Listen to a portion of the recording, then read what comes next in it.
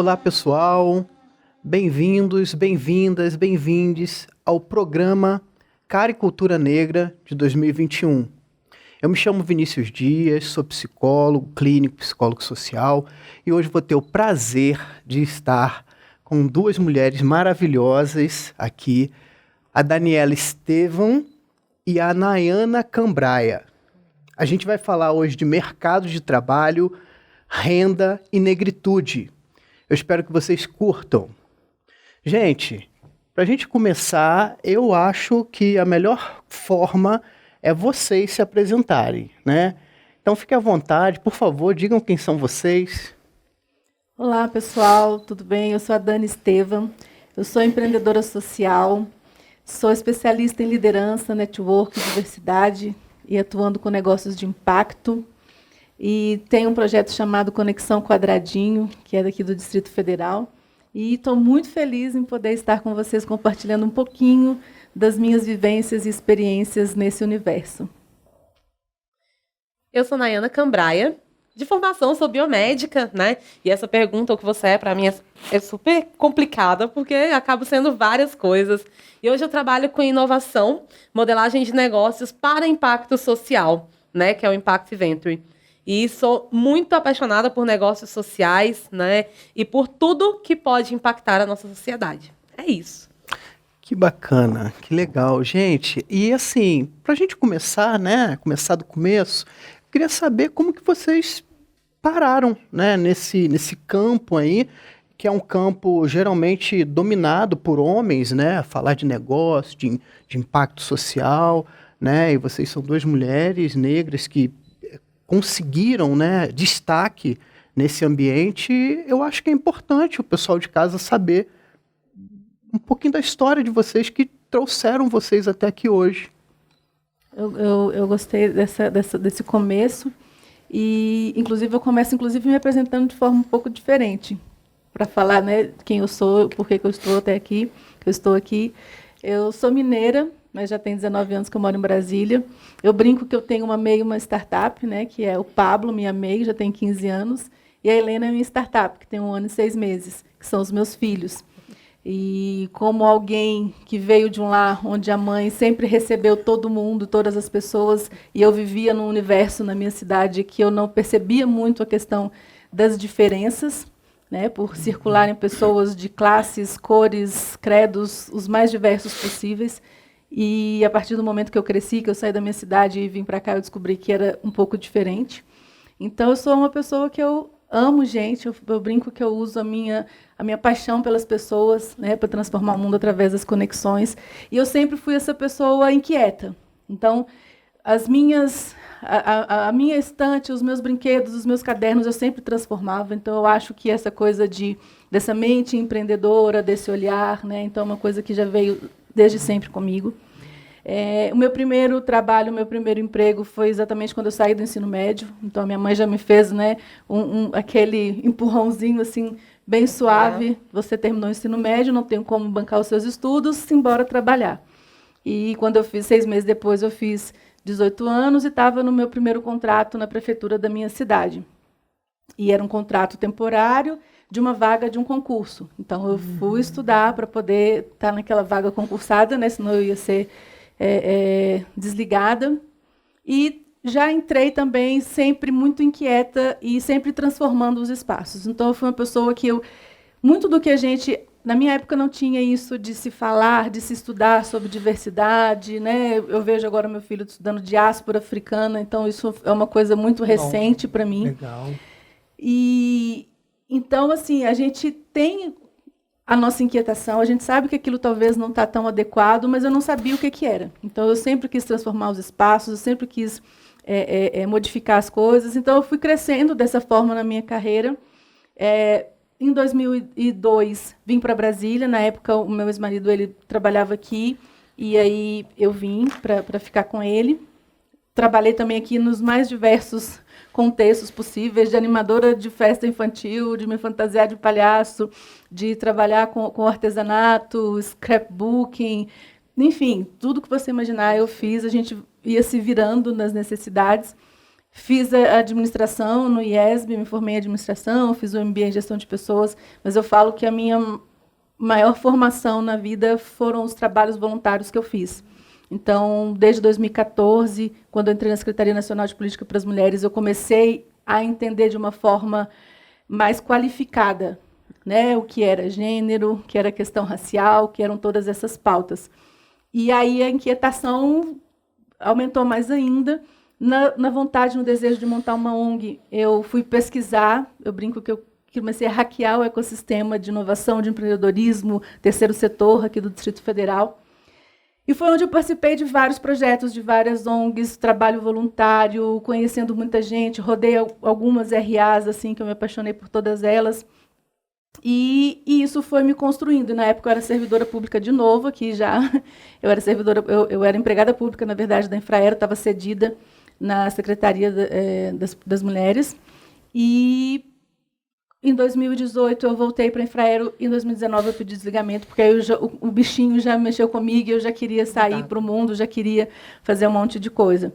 Então, assim, e aí eu conheci muita coisa. Foi onde, em 2016, foi a primeira vez que eu ouvi falar do Yunus, que eu vi um documentário chamado Quem Se Importa, incrível, maravilhoso. E aí eu descobri o setor 2,5, que foi onde tudo começou a fazer sentido para mim, né? Que a gente podia, sim, resolver uma questão, a gente podia, sim, resolver um problema social e ainda ser remunerado e poder fazer aquilo de forma sustentável economicamente falando. E aí foi onde eu comecei a buscar todos os projetos, parcerias, capacitação, e até hoje é onde eu venho rompendo algumas bolhas, né, algumas estruturas, e de onde eu cheguei. Alguns desses trabalhos foi onde eu conheci a Tássia, onde eu conheci algumas pessoas, algumas mulheres incríveis, e aí, nessas conexões, a gente vai se encontrando. Bacana, bacana demais. Eu vou aproveitar a analogia. Por favor. A analogia da Dani, que tem uma startup, uma MEI. Eu vou dizer que eu tenho um corporate, né? Eu tenho um corporate bem estruturado, porque eu sou mãe de 5 filhos. E aí eu sou da área de saúde. E na área de saúde, eu tenho uma frase que eu sempre uso com os meus alunos também na faculdade, que é assim, que você tem saúde quando te é permitido ter a capacidade de sonhar. Que quem não tem saúde não pode sonhar. E eu sempre atuei, enquanto biomédica, no contexto de gestão. E ali chegavam todos os problemas sociais, eles se refletiam ali no hospital de alguma forma, né? Todos os problemas sociais, eles acabavam ali, e eu sentia essa necessidade de transformar por ali, né? E ao passo que os meus filhos iam crescendo dentro de um mundo muito doido e que a gente estava muito dentro da bolha, né?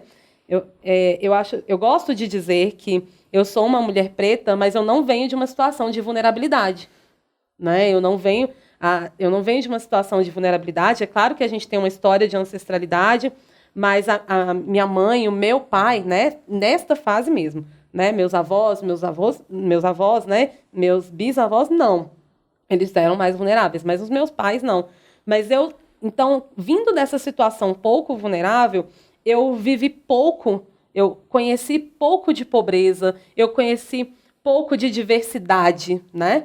E aí, quando eu fui trabalhar no hospital público, eu comecei a ver isso e vi meus filhos crescendo e eu falei assim, gente, eu preciso fazer mais, eu preciso transformar mais, eu preciso trazer outras pessoas, porque quando eu cheguei, né, e eu cheguei muito nova no mercado de trabalho, como, né, já de nível superior e como analista, quando eu cheguei ali, eu olhava para o lado e ninguém era igual a mim.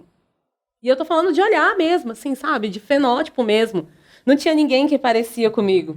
E se alguém dizia que 50% da população era preta, a gente tinha algum problema, né? Mas a maioria dos meus pacientes naquele núcleo hospitalar, né, dos pacientes de quem eu queria tratar e melhorar a vida deles, eles eram pretos. Então a gente precisava olhar para aquilo lá.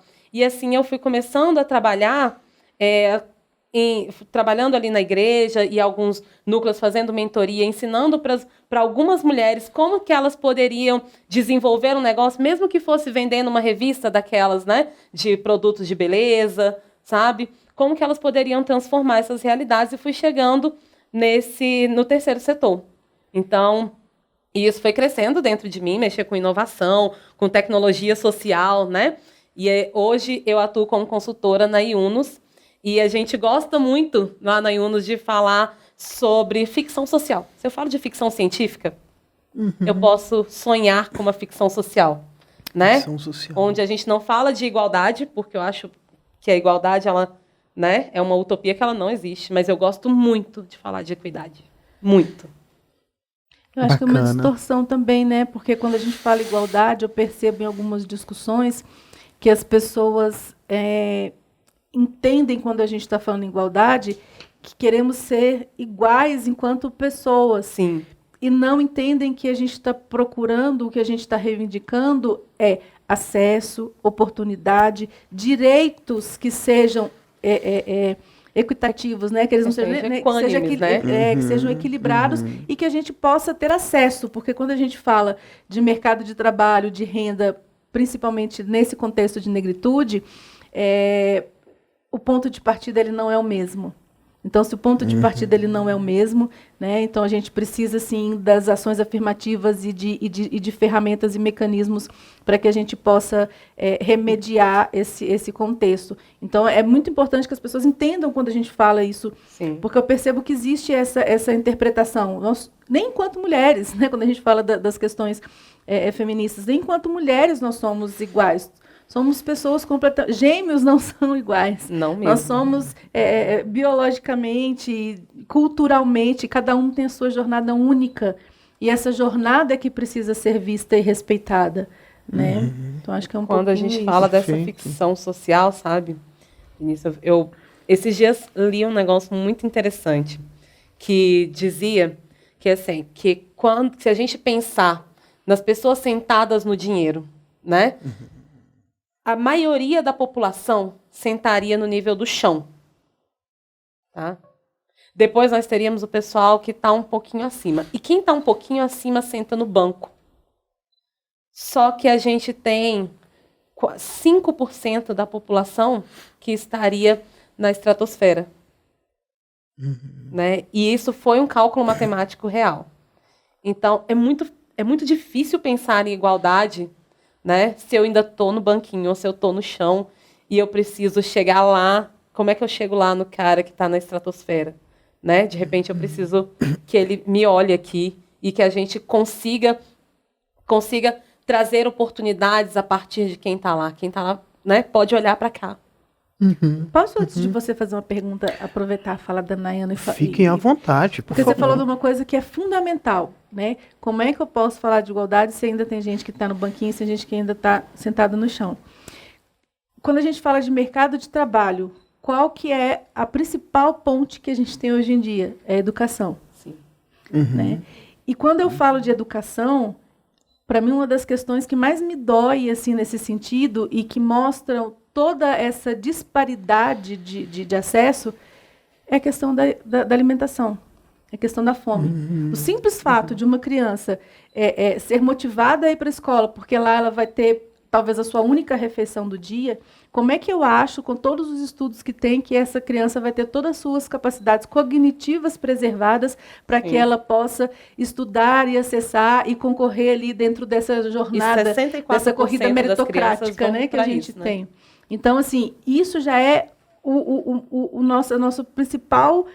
eu acho que a gente devia estar falando só sobre isso, né? Educação e fome, porque ali é onde eu começo a colocar as pessoas talvez um pouquinho mais próximas, né? Mesmo que a gente esteja na mesma sala de aula, mesmo que eu tenha consiga uma bolsa numa boa instituição, mas se eu ainda venho, né, quando a gente fala das estruturas, dessas barreiras, se eu ainda venho de uma situação que eu não tenho uma boa alimentação, se eu não tenho um lugar bacana e digno para que eu possa dormir uma boa noite de sono, para que eu possa, né, estudar e acessar essas oportunidades.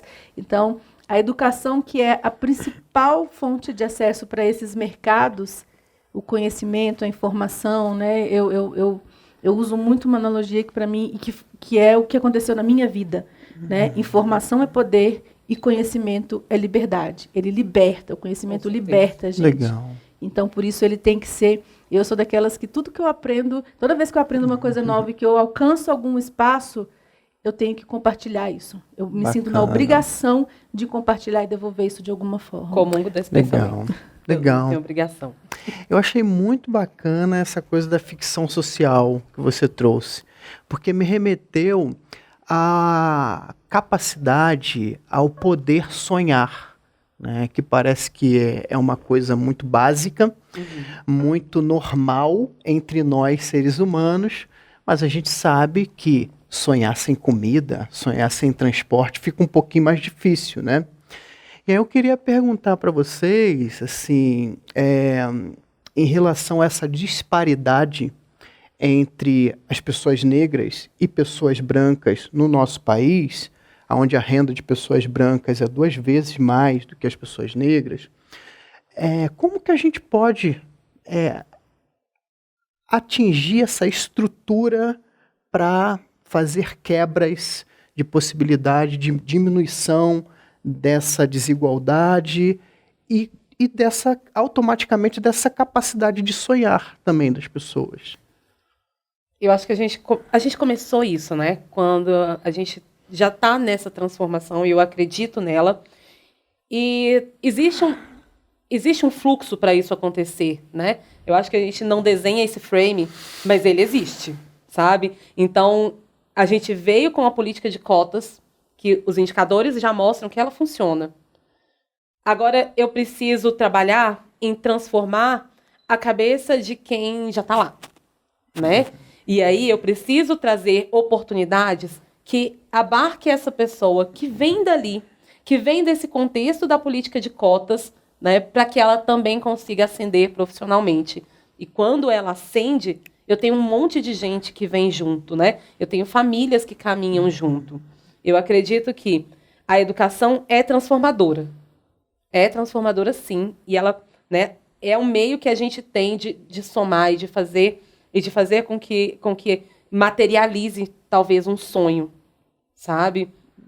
Só que a gente ainda precisa trazer espaços para que essa pessoa que foi educada, que ela ocupe. Ela precisa ser acreditada, né? Ela precisa ser acreditada enquanto detentor daquele conhecimento. Eu tenho uma formação, né? Não vou ficar aqui falando de formação, mas eu tenho uma formação. E por várias vezes, barreira para mim, né? Barreira para mim foi...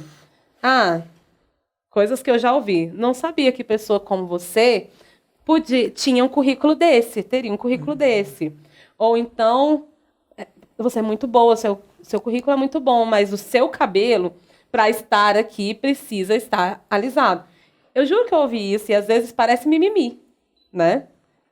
E são coisas que acontecem corriqueiramente, né? Então, a gente precisa transformar isso, né, Dani? Eu acho bem interessante a gente esse olhar, né? Já é importante. A gente não pode desvalorizar cada passo, cada avanço, mas a gente precisa agora andar mais rápido, sabe? A minha sensação é que a gente não tem tanto tempo. E eu vi uma vez uma palestrante falando assim: eu não tenho mais tempo de desconstruir, sabe? Então, assim, a abolição é um projeto que não foi concluído, e a gente vê isso quando a gente fala da política de cotas. É algo pontual que não teve uma continuidade. Eu vi uma vez numa palestra, num documentário, não sei, um juiz do TRT da Bahia, eu não lembro o nome, depois, se quiser colocar nos créditos, a gente pesquisar direitinho o nome dele para dar os créditos. Ele falando que viu num muro, né, um grafite, falando exatamente isso, né?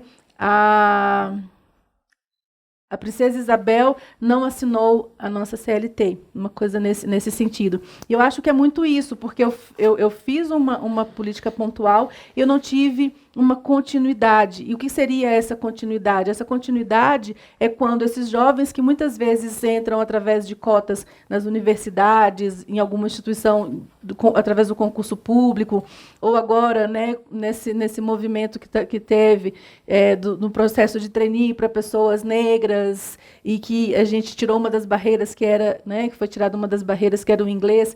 Então, para que essa pessoa entre nesses espaços e possa, de fato, se sentir inclusa, se sentir pertencente àquele ambiente, eu preciso de toda uma transformação cultural para que isso se solidifique. Então, eu preciso que a universidade, os próprios professores, e eu vi já depoimentos de jovens que, às vezes, ou bolsas em instituições privadas ou cotas, e de professores mesmos, que deviam estar ali pregando políticas públicas e educando a favor dessa inclusão, já desacreditando e dizendo que aquela pessoa não conseguiria. Já ouvi isso, inclusive, de mulheres. Ser a única aluna mulher de uma turma, né, de cursos de tecnologia, e o professor já fala, na minha matéria você não passa no primeiro dia de aula. Mas por quê? Porque você é mulher. Então, assim, a gente precisa de uma transformação cultural. E aí a gente precisa de políticas e mais ações afirmativas. Eu preciso que isso seja uma pauta transversal, eu preciso que as contratações dentro do Estado elas aconteçam com empresas que tenham políticas afirmativas, que tenham ações afirmativas. Então, é muito importante que a gente olhe isso de uma forma sistêmica e que toda a sociedade, todos os atores incluídos naquele processo estejam vivendo e transformando aquilo ali. Que muitos jovens falam que chegam na universidade, conseguiu. Muitos não conseguem concluir, muitos não conseguem se ver naquele processo, e muitos olham para os colegas da turma e falam, isso não é para mim. Né? Então, assim, você se ver representado, você se ver valorizado é muito importante, para que você permaneça e que você dê continuidade. E essa valorização, ela passa por eu ser ouvida, né? Eu preciso ocupar aquele espaço, então eu quero chegar, né? Eu quero estar naquele lugar e ocupar aquele espaço, mas eu quero ser ouvida, né? Não me basta ser o lugar da foto. Eu quero ser ouvida. E tem uma fala da Nina Silva, que ela fala que o empresário também, que não acredita na diversidade e não bota a diversidade na mesa, ele perde muito dinheiro. Então, é burrice. Você não entender o quanto a diversidade é importante, né? Eu faço o meu papel e eu quero estar lá. Mas isso passa por empoderar, sabe? Sim. E esse empoderamento passa por isso que a Dani falou, né? Do professor que está lá e que incentiva e que é incentivador, né? E tem uma revista que ela trouxe uma história sobre isso, né? Sobre as crianças de uma escola que tinha um professor que falava muito falava assim, você não precisa disso, você nunca vai passar você nunca vai passar de motorista, você nunca vai passar disso, sabe? E aí aquelas crianças, elas não estudavam e tinham notas baixas, porque elas não acreditavam que mudariam a realidade, que a realidade delas poderia ser mudada. Sabe? E eu acredito que a gente pode mudar todas as realidades. Eu acredito que as pessoas, elas estão vulneráveis, né? Você pode estar vulnerável. E com as devidas oportunidades, né? Com um certo empoderamento, a gente transcende isso. A gente consegue junto transcender isso, sabe? E é a frase de Chimamanda, né? Vamos lá, vamos trazer mais mulheres, encorajar mais mulheres a mudar o mundo, a se atreverem a mudar esse mundo, sabe? E isso, para mim, é muito forte, da gente trazer a mulher, né, com esse papel de empoderamento. Eu sei que o empoderamento já ficou uma palavra chata, né? Já está uma palavra chata que me dá até uma certa vergonha falar de empoderamento, né? Você fica pensando até qual a palavra que eu posso usar no lugar de empoderamento, né? Mas a gente precisa empoderar para ser, né? Empoderar para a gente ser o que a gente é e a gente se mostrar, né, com muita força e com muita verdade.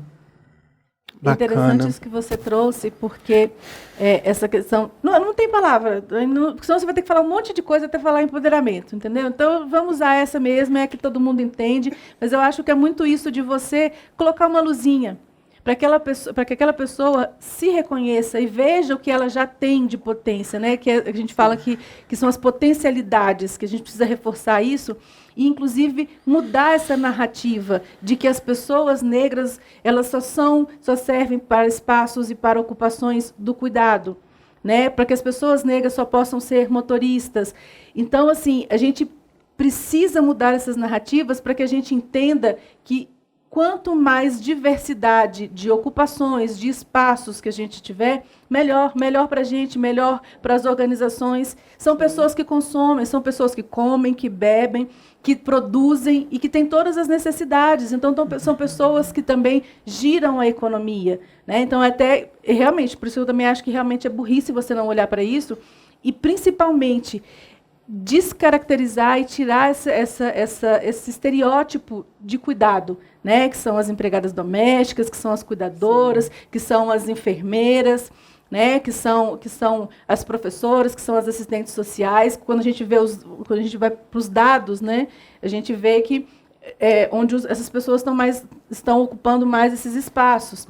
Uma outra analogia desse mesmo juiz, ele falava exatamente isso. Se a gente olhar o percentual de juízes, de magistrados negros e o percentual de pessoas negras que estão nas prisões, já é um indicativo de que alguma coisa ali não está legal, né? De que alguma coisa ali não está funcionando. Então, é importante mudar essa narrativa. Agora mesmo, na pandemia, uma coisa que veio muito forte para mim e que até então eu não entendia, então por isso que o ouvir ele é essencial. Porque se você desconhece aquela realidade, você precisa ouvir quem está naquela realidade, né? É sentar à mesa, é poder falar, mas ser ouvido. E agora, na pandemia, e por várias situações que aconteceram na minha vida, eu fiquei por um tempo, eu acabei de, né, minha startup recente, de 1 ano e 6 meses, eu fiquei praticamente absorvida nas obrigações, tá? Para mim, obrigações. Para você, qualquer outra coisa, para mim, obrigação é chata pra caramba. Do cuidado da casa, do cuidado da alimentação, do cuidado com a rotina, do cuidado com o estudo. E esse cuidado absorvia praticamente 24 horas do meu dia, porque às vezes, quando eu estava dormindo, eu ainda estava sonhando com essas coisas todas. E eu ainda me sentia, no final do dia, quando eu ia deitar, improdutiva. Mas por quê? Porque eu estava vivendo uma realidade que todo o meu trabalho ele não era remunerado. Então, até a nossa noção de produtividade, você vê, eu comecei a pensar nisso de uma forma muito forte, mas porque me doeu. Porque até então eu não tive que passar por essa realidade. E aí eu fiquei pensando quantas pessoas não estão nessa situação, né? A gente tinha 19 milhões de pessoas que tinham uma ou nenhuma refeição no dia. E nesses últimos 2 anos esse número praticamente dobrou. Quando eu falo de saúde, né? Só fazendo um adendo aqui, né, nessa sua fala, segura. Quando a gente fala de saúde, quando eu falo que tudo reflete na saúde, né? Dentro desse, quando se fala que as pessoas se desempregaram e ficaram na pobreza, né? A gente teve um aumento de mais de 40% no relato de dor de estômago nos hospitais. E a maioria dessas dores de estômago, elas foram diagnosticadas depois por fome. Olha que dado. Olha o que a gente está vivendo, né? Sim. Não era dor, era fome, né? É a dor da fome, na verdade, né? Que eu acho que dói muito mais, sabe? Sim. Gente, vocês trazem coisas interessantíssimas aqui para o nosso papo, mas uma coisa que muito me chamou a atenção na fala de vocês duas foi a questão de ser ouvida, né? Eu acredito que seja até um instrumento para formulação de políticas públicas eficazes, né? A gente só consegue formular uma ação, seja ela governamental ou de um projeto, né, se a gente consegue ouvir a quem vai ser destinado essa ação, né? Sim. E eu queria saber de vocês, porque vocês trazem também a questão da dupla jornada, da tripla jornada sendo mulheres, né? Eu queria ouvir um pouquinho de vocês também, para além da economia financeira, né? O quanto que a economia do cuidado ela pode estar sendo negligenciada, está sendo deixada de ser olhada. Porque quando a gente fala de economia financeira, a gente está falando de uma lógica muito produtiva, reprodutiva, né? De eficácia, né? Sim. Mas isso requer corpo, isso requer descanso, isso requer ser ouvida. O que vocês podem... Eu vou trazer um dado assim, de economia do cuidado, né, também. Tem uma ONG que chama Think Olga, que elas estudaram a economia do cuidado. E elas trazem nesse estudo um dado de que se todo o trabalho do cuidado que as mulheres fazem fosse remunerado, as mulheres produziriam um PIB maior do que do Vale do Silício todo, né? 70% maior do que o do Vale do Silício, se a gente falasse da economia do cuidado, né? E a economia e o cuidado, ele sempre foi muito desvalorizado, né? Ele era desvalorizado lá na casa do senhor do engenho. E aí a gente vem trazendo e as coisas vão refletindo aqui, sabe? Quando a gente falou da enfermagem, né, num outro ponto, a enfermagem é a ciência do cuidado e é de maioria de mulher preta. E por isso é desvalorizada, né? Se você vê a realidade das mulheres enfermeiras, elas têm 2 empregos, né? Elas têm 2 empregos, bate plantão, e que é muito difícil, e depois tem todo um trabalho.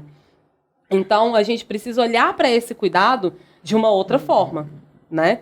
E é aquela coisa, se você está aqui hoje, alguém cuidou de você em algum momento, né? Sim. E isso precisa ser valorizado. E aí, quando a Dani fala, né, que estava em casa com essa obrigação, estar em casa com essa obrigação, eu também acho chato pra caramba, eu não vejo nada de bonito, mas faço, sabe? Mas faço assim como Dani faz, como outras mulheres fazem.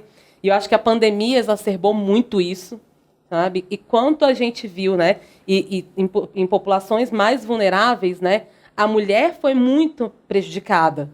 Foi muito prejudicada dentro desse contexto. Quando a rede de apoio se ruiu, porque estava todo mundo, não podia se encontrar, quando a pessoa que cuidava dos meus filhos não podia vir, quando, né, eu não tinha nada, né, a gente olhou para o lado e sobrou a boa e velha mamãe na casa, né? Nem isso, que a minha está a 700 quilômetros de distância. Não, a mamãe eu. Ah, A mamãe, no caso, e é isso, eu. e é A mãe isso, porque é você. se você Né, não cara? faz, quem vai fazer? Então, você... Mamãe e eu. Porque a gente ainda está falando de toda essa estrutura, né? Racista, machista. Então, Sim. assim, eu tenho um relacionamento que o meu parceiro ele não está ainda 100% desconstruído. Ele é muito bacana em várias questões, mas nessa questão, por exemplo, da casa, não rolou essa parceria, essa integração, e na hora do home office, e eu acredito que seja muito, e alguns grupos de mulheres, eu via muito a queixa também sobre, dentro das suas relações, nesse sentido, né, de que a fala mas eu não sei fazer. Gente, não é porque a gente nasceu que a gente também sabe fazer, não é porque se não fizer, vai ficar lá, alguém tem que fazer, você vai se virar, você vai acontecer e dá um jeito. Então, assim, mas é isso. Estão também acostumados com que a gente alguém vai dar um jeito, alguém vai vir e vai fazer isso, custe o que custar. Se isso custe a sua sanidade, se isso custe a sua vida, se isso custe a sua dignidade, se isso custe a sua autoestima, né? Porque, assim, até mesmo em termos da minha libido, isso mexeu comigo, eu não me sentir produtiva. Sim. Sabe? Então, assim, é muito louco quando você para pensar e perceber o real impacto que isso tem. Tanto é que eu comecei a voltar para alguns trabalhos voluntários, mesmo que remotos, para que eu pudesse me conectar com outras pessoas, para que eu pudesse ouvir outras histórias, para que eu pudesse me sentir um pouco mais produtiva nesse sentido, sabe? Então, assim, eu me senti cerceada, sabe? Enquanto uma pessoa mexeu com a minha dignidade. Sim. E como isso acontece, né? Quando a gente olha para como isso aconteceu, né? Eu vejo, não aconteceu comigo, né? O meu companheiro, ele já entende um outro papel para ele dentro da casa, de ser de fato um adulto funcional na casa, e ele é bom nisso também. Adulto funcional. Ele é bom, Gostei, ele é muito bom sim. nisso, em ser um adulto funcional. E não é super-homem por isso, ele só é alguém ele só é um que tá adulto ali. funcional, ele mora na mesma casa que eu, e nós temos os mesmos filhos, e isso é bem importante, sabe? Mas isso passa por uma coisa que construíram na gente também, sabe? Por exemplo, a minha mãe morre de vergonha disso. Tá? Minha mãe morre de vergonha de dizer que ela chegou na minha casa e viu que meu companheiro estava, de repente, lavando a louça. Ela fala assim, o que o povo vai pensar de você? Então, colocaram pra gente isso, né? Que esse cuidar era uma obrigação, né? O servir era uma obrigação, sabe? E isso pode ser nosso. Mas eu também precisei aprender a deixar acontecer de alguma forma, sabe? E isso é tão importante para mim que para minha produtividade de trabalho é fundamental. Eu só posso exercer o meu trabalho e que é muito legal, é muito bom você poder ver as coisas transformadas, você poder ver o seu impacto, né? É muito bom isso, e isso mexe mesmo com a libido da gente, mexe com a vida da gente. Isso é muito, muito importante. E só que eu preciso dar espaço para o outro fazer, receber o que ele tem para o outro fazer. Então, são várias desconstruções que também não colocaram, né? Não colocaram para eles, e aí a gente tem que vir e dar e colocar no lugar, né? E saber dizer isso, para que a gente possa produzir também ali junto com a casa, né? E eu entendo, a minha produtividade é muito maior fora desse cuidar, né? A minha produtividade num trabalho externo é muito maior do que no trabalho de casa, para dizer assim, gente, eu sou ruim de faxina. É isso que eu estou dizendo. Entendeu? Não, e aí você colocou um ponto que assim, é um mas a gente pode fazer diferente, tem que ser valorizado. Tem que ser valorizado, entendeu? Tem que ser bem remunerado. Sim, porque eu comecei a perceber, inclusive, de outros momentos da minha vida que eu tive o privilégio de poder ter alguém que me ajudasse nessa rotina, e que eu olho para trás e vejo assim, gente, era pouquíssimo. Como é que a pessoa conseguia, que é aquela persona que eu falo, né? Eu lembro que para que eu pudesse 8h30, 9 horas, sentada tomando o meu café, alguém precisou acordar às 4 horas da manhã para estar na minha casa. Sim. E para que o meu café estivesse pronto, sabe? Então, assim, passa por uma valorização da renda, sabe? Não vou nem entrar no mérito da questão do valor do salário mínimo. A gente seria só aqui já seria um outro festival. Mas, assim, e é importante que a gente, uma vez, e aí eu acho que é o ponto fundamental, uma vez que a gente ocupa algum espaço, a gente precisa levar esses assuntos, a gente precisa levar essas pessoas, a gente precisa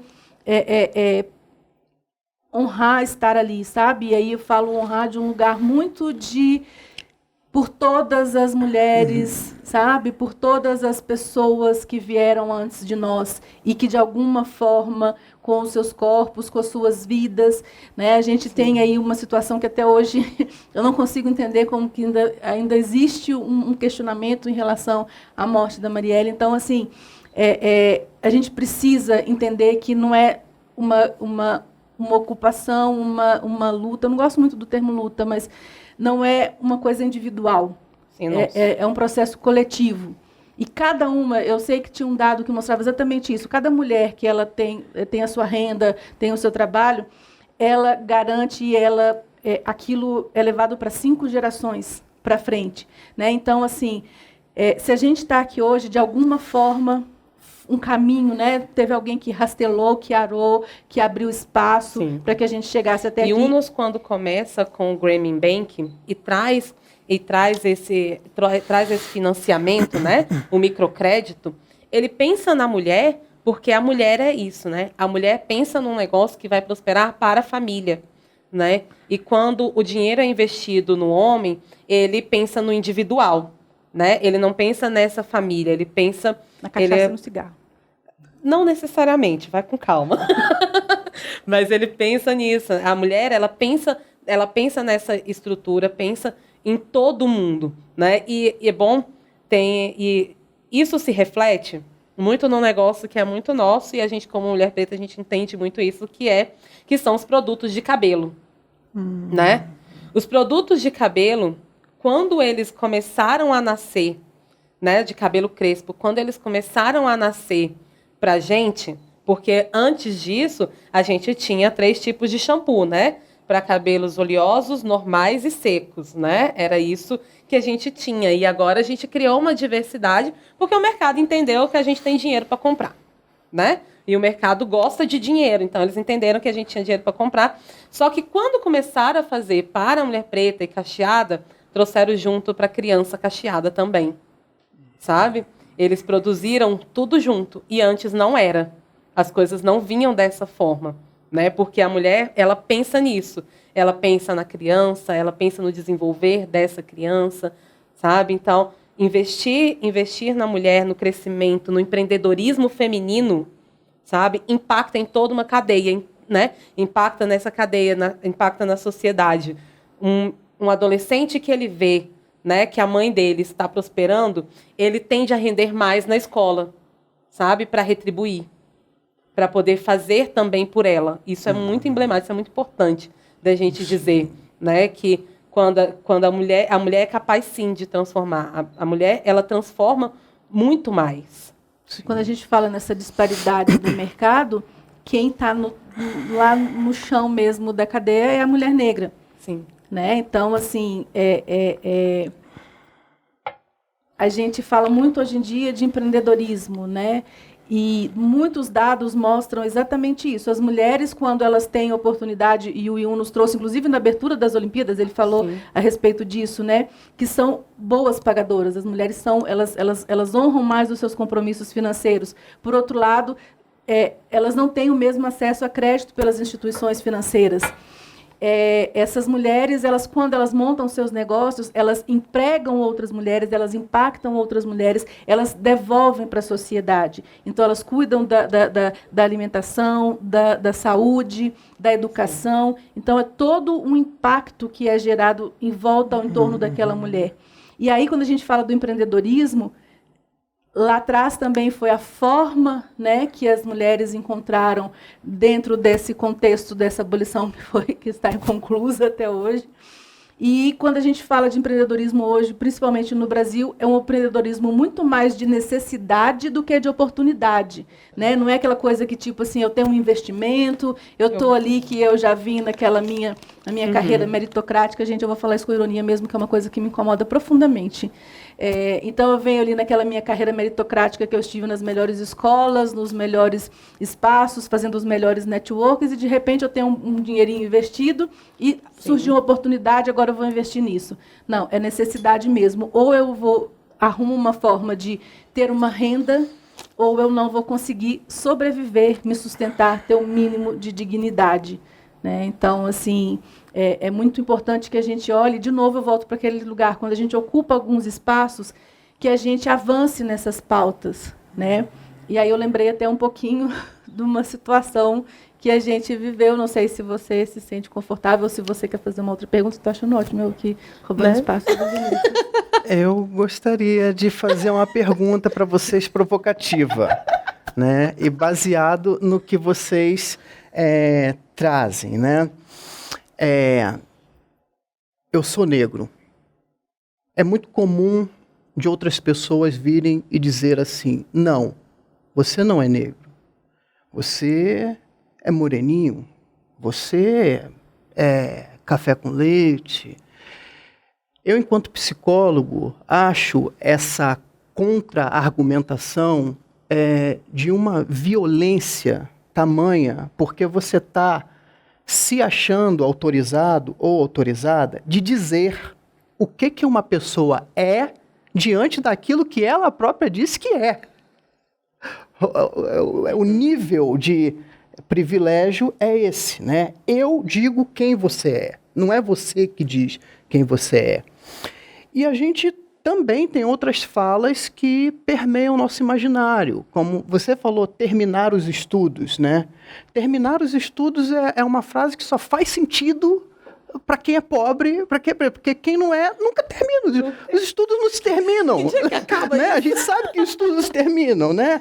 Você tem que ser melhor 2 vezes mais do que... Sim. Poxa, que violência. Outra violência. Eu preciso ser melhor 2 vezes mais. Então, eu queria que vocês falassem um pouquinho dessa construção imaginária, fantasiosa e racista que permeia as nossas cabeças, né? E como que é ficar atentos a isso? Porque eu percebo que muitas pessoas chegam, né, no patamar, por exemplo, de vocês, 2 mulheres negras que chegaram, e chega lá não se acha merecedora, chega lá não se acha capaz, lutou tanto para chegar ali, quando chega, poxa, será que eu não sou impostora? Será, né? Enfim... Quem foi que me colocou aqui? Que sorte foi essa? Como é que eu entrei nesse rolê aqui que não sei se é para mim, né? E eu não me vejo representada. É como se a minha voz, ela inclusive não ecoasse, porque assim, muitas vezes quem dita a regra não é nenhum de nós. E essa coisa, isso que você disse para mim é muito significativo, porque a gente tem dados que mostram que muitas pessoas ainda não se veem como negras. Eu tive um processo de reconhecimento da minha negritude, porque por não ter a pele retinta, eu também não achava. Né? Eu sabia que os meus pais eram negros, mas eu, até mesmo por apelidos e um monte de coisa, a única coisa que eu tinha referência na minha vida, na minha infância, foi a respeito do meu cabelo. Que aí tinha um monte de adjetivos e coisas que eram ditas a respeito dele. Mas, assim, e isso que aconteceu, eu, inclusive... cheguei numa situação que eu estava num limbo. E a gente falou aqui tantas vezes sobre pertencimento, e é como se eu não fizesse parte de lugar nenhum. Porque quando eu estava no contexto de pessoas, de mulheres, principalmente brancas, eu era diferente. Né, assim, diferente que eu falo nesse sentido, eu também não me reconhecia e tinha alguns preconceitos mesmo, dessa coisa de você arrumar o cabelo. Eu lembro que quando eu fiz a minha transição e que meu sonho era ter cabelo curto, eu cortei meu cabelo e ele estava lá todo para cima, lindo, maravilhoso, e eu felicíssima. Chegaram a me perguntar, nossa, ficou lindo, mas como é que você vai fazer quando você tiver que se arrumar? Só que aí eu já estava num outro momento da minha vida, eu simplesmente abaixei a cabeça, coloquei ele mais para o alto e falei assim, pronto, igual hoje, assim, tá mais para cima ainda. Então, assim, e isso foi só depois que eu passei por esse processo, porque eu também participei de vários grupos com mulheres negras de pele retinta, de dizer para mim que eu não era. Até começar, e aí tudo vem para a questão do estudo, aí você vai estudar, você vai pesquisar. Sim. E aí você, também, quando você toma posse daquilo, aí ninguém mais te fala isso. A pessoa pode falar que aí você já entendeu dentro de você, mas até você chegar nesse ponto é um processo dolorido. Sim. É um processo de reafirmação constante sobre a sua identidade, sobre quem você é. E é quase te chamar de mentiroso. Né? Então, assim, e isso acontece muito em espaços de trabalho. Isso acontece muito em espaços...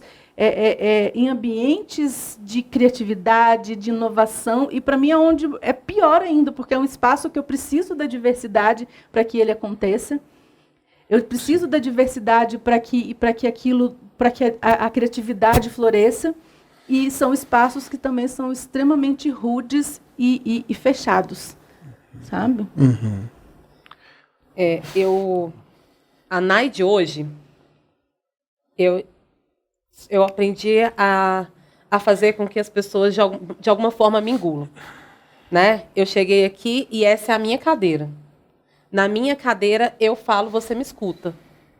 Né? Porque eu preciso desse espaço, porque eu entendo que tem outras pessoas esperando de mim. Mas essa é a mulher que eu sou hoje. Né? Mas eu já fui a menina que alisava o cabelo para conseguir a vaga de emprego. Né? Eu já fui a menina que não falava, né? Que guardava as suas ideias, sabe? Eu já fui a menina que teve um trabalho de conclusão de mestrado roubado e falou que tudo bem, né? Porque meu trabalho era tão bom que outra pessoa assinou para mim. E aí eu engoli, sabe?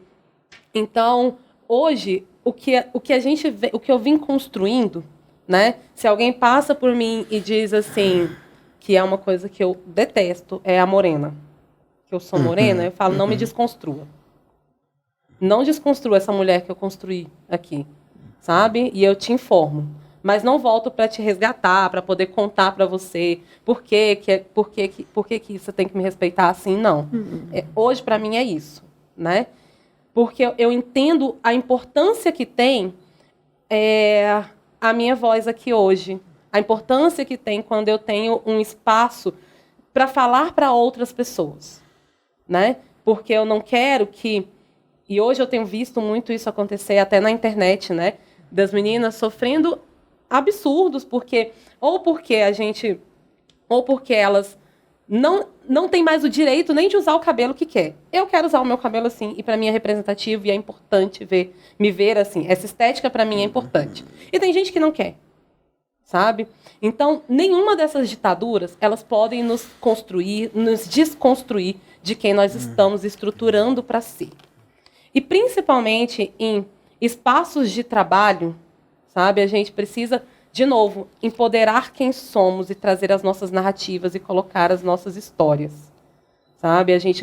É muito difícil construir tudo que a gente constrói, mesmo você vindo de uma situação melhor, né? Então, se eu construir uma história educacional, né, eu posso reverberar ela de alguma forma e impactar lá na frente.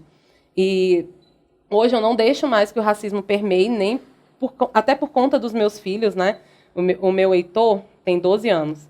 E uma vez ele ganhou um dinheiro de aniversário e eu deixei ele ir na loja sozinho. Falei assim, não, vamos ensinar, né? Vamos ensinar economia para essa criança. Deixa ele entrar na loja. Deixei ele entrar na loja, né? E a primeira coisa que fizeram foi botar ele para fora da loja, sabe? E isso é muito ruim. E quando a gente ocupa os locais de fala, né? A gente divide uma história, né? Que eu até gosto muito de contar essa história, que eu participei de um hackathon e dentro da história construída, né? Dentro do meu MVP eu falava que as pessoas, né? Que as pessoas que seriam atingidas, elas estavam em situação de vulnerabilidade. E uma pessoa veio bater comigo que a pessoa era vulnerável. E aí, acho que já falamos sobre isso, né? Pessoas não são vulneráveis. Só que aquilo foi me desgastando porque eu acreditava nessa narrativa, né? Eu era representativa para essa narrativa. Só que eu estava sozinha naquele momento. Eu não tinha ninguém para me dar a mão. Até que a Dani chegou, né? A Dani chegou e ela me trouxe essa mão, me trouxe esse poder através de uma coisa muito nossa, que é muito ancestral e que é de muita força, né? Que é trazer o turbante, sabe? E ela me trouxe um turbante e isso é muito forte. Foi muito forte para mim. Empoderou minha narrativa, empoderou minha história. Acabei por ganhar, né? Acabei por ganhar essa história. Posso só fazer um parênteses? No primeiro dia ela tinha ido com turbante. Sim. E é um espaço que é exatamente o que a gente está falando dessa falta de representatividade proporcional que tinha nas participantes, a Nayana e umas 2 ou 3 outras meninas negras.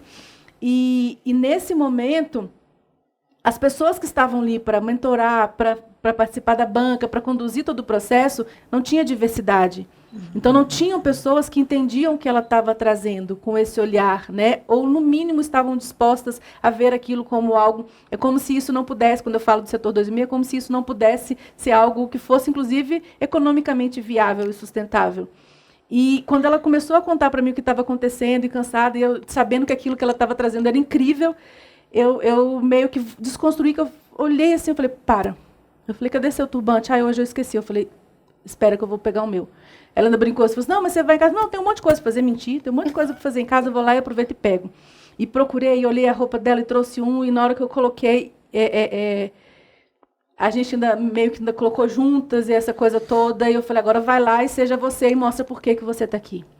Né? Ainda tem essa questão do meu turbante, a minha coroa, e é isso, é pisar, ocupar, tomar posse num lugar de muito respeito. Não é porque agora a gente também quer... Eu não gosto dessa lógica de que agora a gente vai tomar o poder. Não é isso. É exatamente só ocupar o meu espaço, né? A minha dignidade. E, para mim, isso foi muito simbólico. Sabe? Quando eu vi, assim, eu me senti como se eu estivesse participando, como se eu tivesse intelectualmente feito alguma coisa e também conquistado aquele prêmio, porque é isso. Né? A gente e aí, não é uma luta sozinha. Ainda tem um outro desdobramento, que eu tinha um espaço de fala, dentro da premiação, e que acabou por ser retirado naquele momento. Né? E aí, desde o início, eu estou falando para vocês que eu acredito no poder da transformação, que a gente transforma a sociedade de alguma forma. E aí eu fui retirada dessa premiação, eu não tinha um lugar de fala. E abriu-se ali naquela premiação, abriu para as pessoas falarem, a pessoa do público falar. E o meu filho, ele estava com 5 anos, né? Ele pediu a fala. E aí, com 5 anos, ele pôde fazer o discurso muito melhor do que eu faria. Né? Ele falou do poder do feminino, ele falou do poder da mamãe estar ali, do tanto que aquilo era bom. né? E aí a Dani terminou essa narrativa. Bacana, gente, bacana. Olha, a gente infelizmente está se encaminhando para o final, tá? Mas eu quero agradecer muito a vocês duas. Eu desejo que, para quem está ouvindo a gente aí do outro lado, principalmente as pessoas negras, que a gente tenha condições de, a partir de novos olhares, novos sonhares, nós também consigamos desenvolver novos imaginários, novas realidades possíveis na nossa comunidade, na sociedade que a gente quer. Quando Dani fala de ocupar lugares de poder, eu fico pensando, ocupar lugares de poder nesse formato que está aí, hegemônico, que agride, que maltrata, né? Acho que a gente precisa repensar isso. Enquanto um homem negro, diante de duas mulheres negras, eu acho que, para nós, homens negros, nós precisamos repensar esse modelo de masculinidade branca, hegemônica, que não nos cabe, que só nos aprisiona e mata, e acho que a gente precisa olhar para as mulheres negras que secularmente, ancestralmente, vem fazendo esse papel, né, de empreendedora, articuladora, de matriarcado mesmo, social, né? Não poderíamos terminar esse espaço aqui da forma hegemônica, tendo um homem dando a última palavra, né? Então, eu quero pedir, por uma questão de protocolo de tempo, que vocês sejam breves, mas que esse programa aqui termine com vocês falando. Obrigado. O meu desejo, assim, real para isso tudo, é que a gente, o mais rápido possível, não no tempo que os indicadores e que os relatórios mostram para a gente, que a gente possa estar num evento desse falando mais sobre o trabalho da Nayana, sobre o que ela vem fazendo, não reivindicando que a gente esteja em outros espaços, mas mostrando de fato os nossos trabalhos para que, de certa forma, quando eu estiver falando mais do que eu fiz, ou simplesmente que eu adoro café, que eu adoro dançar, me convida para uma pipoca com vinho, né, falando mais sobre mim e menos sobre ainda essa necessidade de ocupação, de pertencimento e, principalmente, de ser ouvida.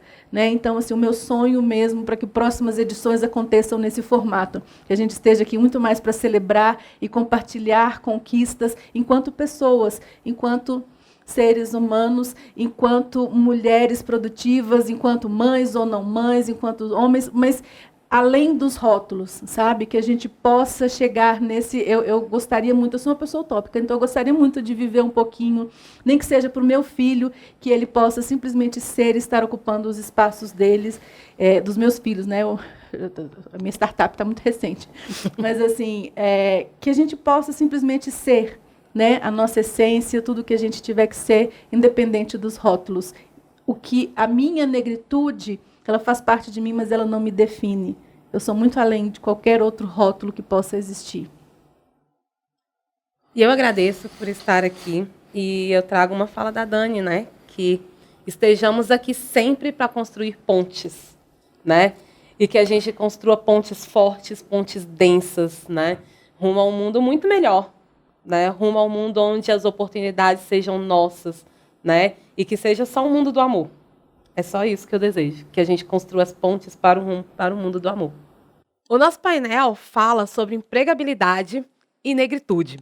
E é muito importante que um programa de formação que fala sobre cara e cultura negra venha, neste momento de pandemia, falar sobre como vencer a barreira da crise do cuidado, né? Se a gente está vivendo um momento de crise do cuidado e aonde as mulheres estão mais desempregadas, e principalmente as mulheres negras, e vivendo essa crise do cuidado, nós precisamos discutir sobre isso.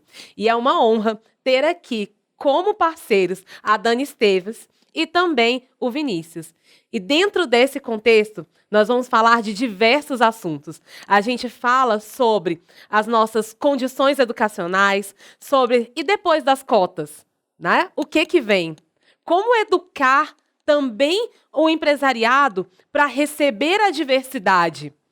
Foram vários pontos discutidos, são vários pontos que nós temos para trazer, e por isso é tão importante dar visibilidade para os nossos temas, para os nossos assuntos, e assim trazer crescimento para todo mundo, e assim trazer transformação para a nossa sociedade. Então é sempre muito bom poder falar e pensar que programas como o Caricultura Negra podem proporcionar visibilidade para esses temas.